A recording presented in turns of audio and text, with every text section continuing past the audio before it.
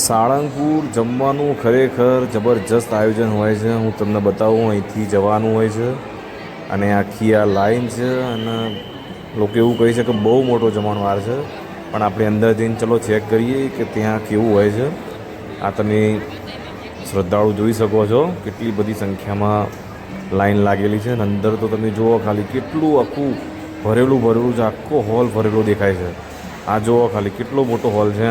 ઓહો, મારા ખ્યાલથી ઓછામાં ઓછા 5 થી 10 હજાર પબ્લિક એક સાથે બેઠી હશે, મારા અંદાજ પ્રમાણે કહું છું. પછી ખબર નહીં, કદાચ 20 હજાર બી હોઈ શકે. આ જમવાનું જો દાળ ભાત અને બધું જ છે, શીરો છે, શાક છે, બધી જ વસ્તુ છે. ચલો આપણે હવે લઈએ. જોઈ લો, આ રોટલી છે, શાક છે, શીરો છે, દાળ ભાત છે અને ખરેખર ચોખ્ખું છે, એકદમ ચોખ્ખું. જે કહીએ ને એવું ચોખ્ખું છે, આપણા ઘર જેવું. માટે ખરેખર આટલા લોકોની સંખ્યામાં જમણવાર આટલું સરસ કરવો એ બહુ જોરદાર કહેવાય એમ. જુઓ તમે ખાલી, અને બેસવા માટે ટેબલની વ્યવસ્થા છે અને આખી આજુબાજુ પબ્લિક જુઓ તમે ખાલી કેટલી સંખ્યામાં શ્રદ્ધાળુ છે. અને જુઓ ખાલી કેટલું દૂર સુધી દેખાય છે. અમે જમીન નીકળ્યા છીએ અહીંથી. આ આખો એનો હોલ છે જમવા માટે આવવાનો. આ એક્ઝિટ ગેટ છે. બસ અહીંથી અમે બહાર નીકળી જુઓ, સામે મંદિર દેખાય છે.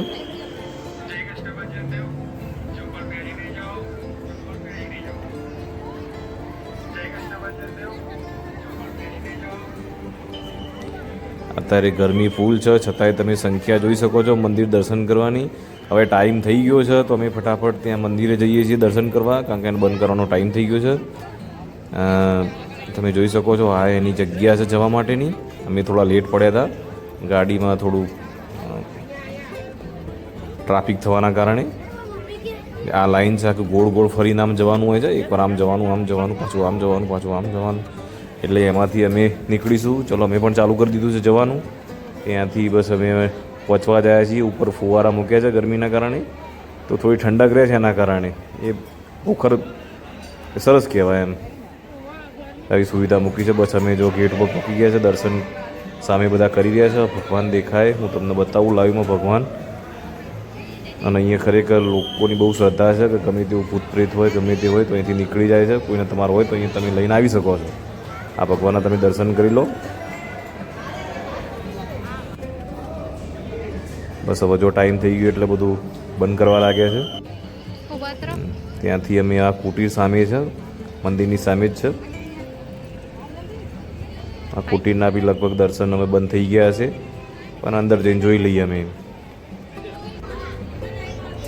અમુક શું કંઈ ખાઈ ગયા એટલે બહાર કાઢે છે મમ્મી, ખબર નહીં શું ખાઈ ગયા. હવે આ કુટીર જોવો ખાલી, બહુ સરસ બનાવી છે, જૂના જમાનાની જેમ હોય એ રીતની બનાવેલી છે. અને સંખ્યા જુઓ ખાલી, આટલી ગરમી છે છતાંય સંખ્યા જુઓ. ભગવાનનું એટલું પ્રિય છે, લોકોની બહુ શ્રદ્ધા છે અહીંયા. આ ગાડું પડ્યું છે જૂનું, જુઓ. આ ગાડું સ્વામિનારાયણ ભગવાનની પ્રસાદીની છે એવું લખેલું છે. એ વખતે ભગવાન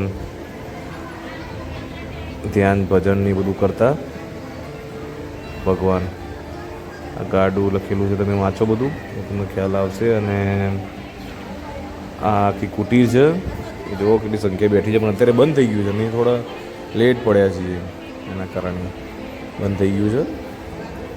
આ સંખ્યા દર્શન કરવા બધા બેઠા છે. બહાર નીકળો એટલે તમને જો પછી ગેટ દેખાય છે. અને આ પ્રસાદી, કોઈને પ્રસાદી લઈ જવી હોય ઘરે, એના માટે બાજુમાં જ છે.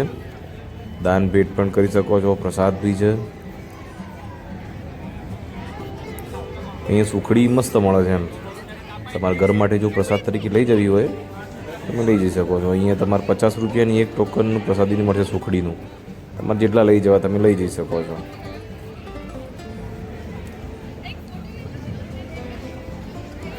શ્રીફળ અહીંયા 30 રૂપિયાનું મળે છે, તમે જોઈ શકો છો.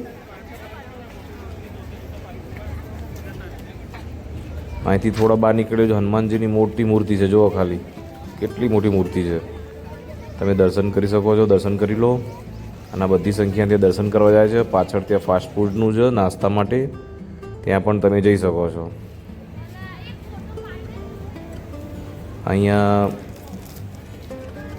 આ પોટલી મળે છે, રક્ષા પોટલી કહેવાય છે, 10 રૂપિયાની. તમને એમ થાય કે બાળક બીવાય છે કે કંઈ બીક હોય છે, એવું કંઈ હોય છે તો એ તમે લઈને નાના બાળકને બાંધી શકો છો, મોટાના પણ બાંધી શકો છો.